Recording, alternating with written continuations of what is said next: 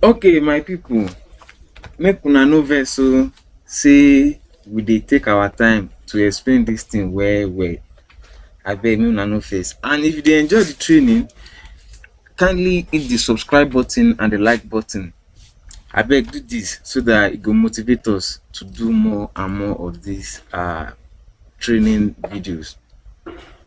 So now, interactive shell is actually good for running Python instruction one at a time. Instead of saying 2 plus 2, you press enter, bring out 4. So if you say 5 plus 5, press enter, bring out 10. That's the reason why interactive shell is actually good. Like, the instruction is one at a time. Once you input one instruction like this, now it will give you answer.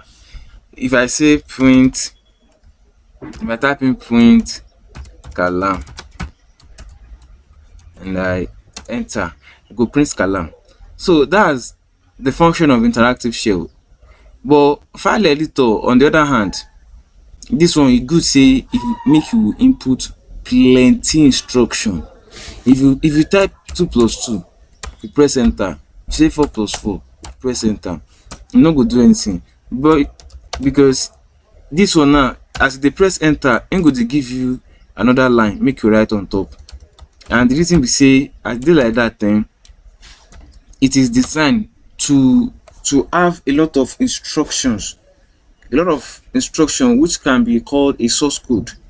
So if you input plenty instruction like this now, it go just bring everything out once for you. You no go delay am at all, because it go like make everything plenty before you work on am.